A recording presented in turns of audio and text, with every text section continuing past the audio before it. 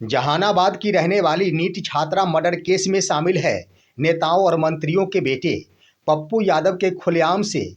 जब बिहार की सियासत में मची खलबली तो नेताओं ने तेजस्वी प्रसाद यादव को ही बिहार में रहने को बना दिया कारण। दोस्तों नमस्कार, मैं हूं आपका दोस्त एसके चौधरी। बिहार की राजनीति में, बिहार की सियासत में पप्पू यादव ने खलबली मचा दी है। दोस्तों वो खलबली है जिस पर आखिर किसी की शंका तक भी नहीं जा रही थी, और उन्होंने खुलेआम रूप से एक पोस्ट करते हुए आमजनों के सामने यह परोस कर रख दिया है कि नीट की वो छात्रा जो जहानाबाद की रहने वाली थी, उसके मौत के कारण में आखिर शामिल है हमारे बिहार के नेताओं और मंत्रियों के बेटे। आइए दोस्तों, पप्पू यादव के द्वारा वो कौन से खुलेआम किए गए जिससे आखिर नेताओं में हड़कंप की स्थिति पैदा हो गई है, और इसको लेकर अब तो कई तरह के बयानें भी दी जा रही। यहाँ पर नेताओं के द्वारा तेजस्वी प्रसाद यादव को बिहार में रहने को ही कारण बनाया जा रहा है। आइए दोस्तों, आज के इस वीडियो में इस पर हम चर्चा करते हैं कि क्या आखिर पप्पू यादव ने खुलेआम की है और कैसे, किस आधार पर नेताओं के द्वारा तेजस्वी प्रसाद यादव को ही बिहार में रहने को इसका कारण बनाया जा रहा है। लेकिन दोस्तों, इससे पहले मैं इस पर चर्चा करूं विस्तार से, आपसे गुजारिश करूंगा, अगर आपने अभी तक हमारे इस चैनल शौर्या हिंदी न्यूज़ को सब्सक्राइब नहीं किए होंगे तो कृपया अभी सब्सक्राइब कर लेंगे। दोस्तों, आपको मालूम होगा कि नीट की वो छात्रा जिनकी मौत पटना में हो गई थी, और सरकार के साथ साथ पुलिसिया तंत्र पर विपक्ष की ओर से तमाम नेताओं, बड़े बड़े नेताओं के स्तर से मोर्चे खोल दिए गए हैं, सरकार पर सवाल उठाए जा रहे हैं। तो वहीं पर गृह मंत्री सम्राट चौधरी के ऊपर यह सवाल उठ रहा कि पहले ही परीक्षा में सम्राट चौधरी फेल हो गए, क्योंकि उनकी यह पुलिसिया तंत्र आखिर इतने दिन बीत जाने के बाद ही जड़ तक नहीं पहुंच पाई। आखिर क्यों नहीं पहुंच पाई? इससे स्पष्ट होता है कि पहले ही परीक्षा में आखिर गृह मंत्री सम्राट चौधरी फेल हो गए। लेकिन यहाँ पर दोस्तों, पप्पू यादव के द्वारा एक ऐसा खुलेआम किया गया है जिसने बिहार की राजनीति में हलचल पैदा कर दी और नेताओं के ऊपर सवाल खड़ा कर दिया। आइए दोस्तों, पप्पू यादव की वह खुलेआम चुनौती आपके स्क्रीन पर, आप उसे अवश्य ही देख रहे होंगे। आखिर क्या किया गया है दोस्तों? गौर करने वाली बात यह है कि पप्पू यादव के द्वारा अपने एक्स हैंडल के माध्यम से लिख दिया गया कि नीट छात्रा के मामले में संवैधानिक पद पर आसीन किस नेता का पुत्र, मंत्री पुत्र संलिप्त है। हम बारी बारी से चर्चा करेंगे दोस्तों। क्या लिख दिया गया? नीट छात्रा के मामले में संवैधानिक पद पर आसीन किस नेता का पुत्र और मंत्री पुत्र शामिल है। उसके बाद लिखा गया कि किसे बचाने के लिए बिहार पुलिस सारी सीमा का अतिक्रमण कर रही है, पीड़िता बेटी के परिजनों को कलंकित कर रही है, पटना में सेक्स रैकेट में शामिल माफियाओं को कौन संरक्षण दे रहा है, हम नहीं छोड़ेंगे। सवाल तो बड़ा दागा है उन्होंने, लेकिन यह सवाल कई तरह के रहस्य को खुलासा करता है। आइए दोस्तों, सबसे पहली बात कि उन्होंने स्पष्ट कर दिया, इसलिए स्पष्ट किया है कि आखिर किसे बचाने की कोशिश की जा रही है पुलिस के द्वारा, प्रशासन के द्वारा। आखिर जांच की प्रक्रिया में विलंब क्यों की जा रही है? आखिर तह तक जाने में इतने दिन क्यों लग गए? उसके बाद भी आखिर इस मामले को दबाया क्यों जा रहा था? एफआईआर दर्ज मौत के बाद क्यों नहीं किया जा रहा था? इसके लिए पप्पू यादव ने खुलेआम की है। ये सवाल दोस्तों उन्होंने पूछा है, उसके आधार पर स्पष्ट यही हो रहा कि इस मामले यानी संवैधानिक पद पर आसीन कोई ना कोई नेता है जिसका पुत्र इस मामले में शामिल है। उसके बाद कोई ना कोई मंत्री है जिसका पुत्र इसमें शामिल है। लेकिन दोस्तों, मैं बता देना चाहूँगा, अभी सिर्फ सवाल दागा गया है, यानी पुलिस को आखिर इन्फॉर्म किया गया पप्पू यादव की ओर से कि आप उस नेता के बेटे पर अपनी नज़र को गड़ाए। यहाँ पर स्पष्ट नहीं किया गया दोस्तों। आने वाले दिनों में पप्पू यादव इसका खुलासा भी कर देंगे। उन्होंने अंत में कह दिया है, हम नहीं छोड़ेंगे। इसका मतलब हुआ कि उन्होंने एसआईटी टीम को आगाह किया है कि कुछ नेता और कुछ मंत्री के बेटे के ऊपर अपनी शंका को गहराए, उसकी जांच करे, उसके तह तक जाने की कोशिश करे। आगे क्या कहते हैं दोस्तों?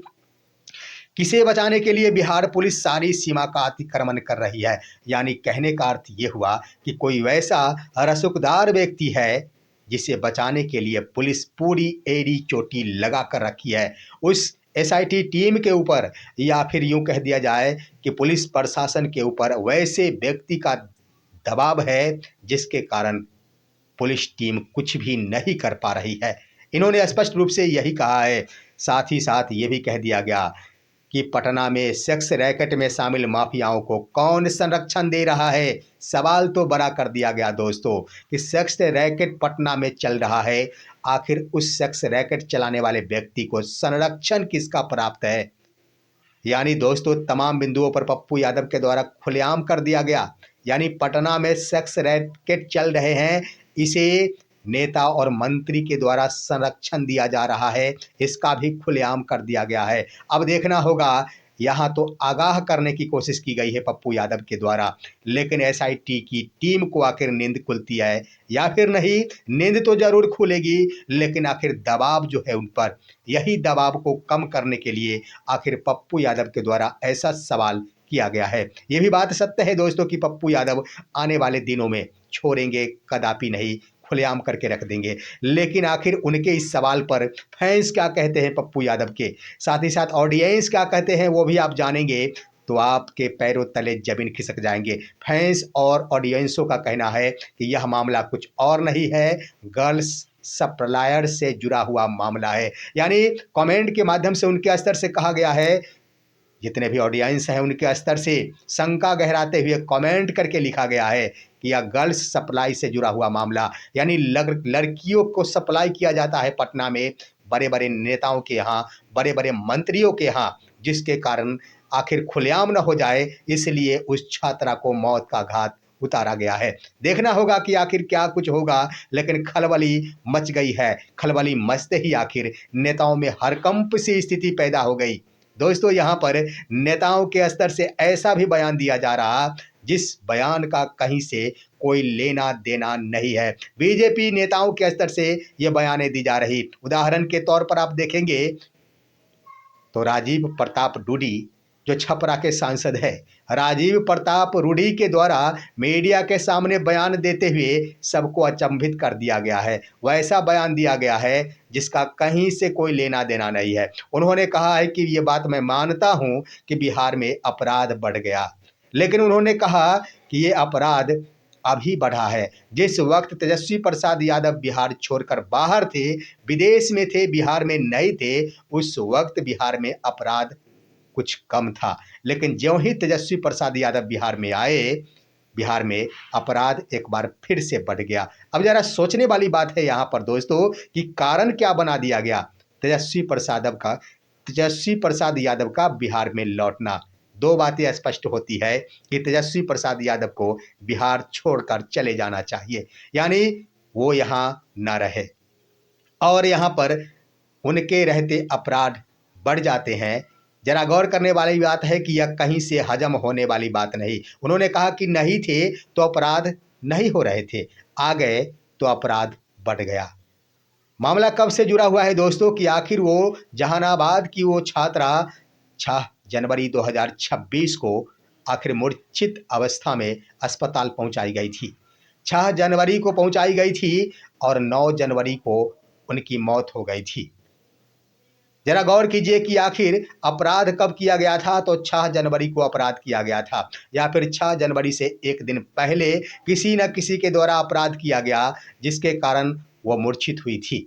लेकिन आखिर उनकी मौत 9 जनवरी को हुई, और वो बीजेपी नेता कहते हैं कि तेजस्वी प्रसाद यादव के आने के बाद हुआ, तो कम से कम उन्हें यह याद रख लेनी चाहिए थी कि तेजस्वी प्रसाद यादव पटना की धरती पर आए 10 जनवरी 2026 को। गौर करने वाली बात है, कहीं से सटता तक नहीं है उनका भी बयान कि तेजस्वी के बिहार आने से अपराध बढ़ गया। अरे तेजस्वी प्रसाद यादव तो 10 जनवरी को आखिर पटना की धरती पर लौटे हैं, और घटना घटित हो गई 5 से 6 जनवरी को, तो आखिर कहीं से सटता है क्या? बिल्कुल यह बयान आखिर अनुचित माना जाएगा, क्योंकि राजीव प्रताप रूडी ने जो बयानें की कि उनके कारण अपराध बढ़ रहा, कहीं ना कहीं सरकार को बचाने की कोशिश की जा रही है।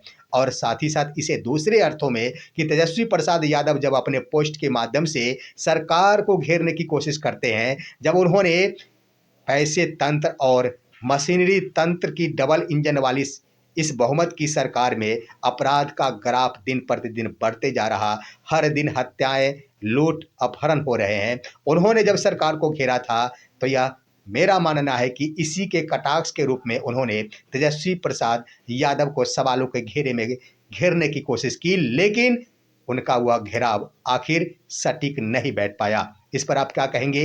अपनी राय कमेंट के माध्यम से दीजिए। हमारे इस वीडियो को ज़्यादा से ज़्यादा लाइक और शेयर कीजिए और अब दीजिए अपने दोस्त को इजाज़त। हम फिर मिलेंगे आपसे अगले वीडियो में, तब तक के लिए नमस्कार।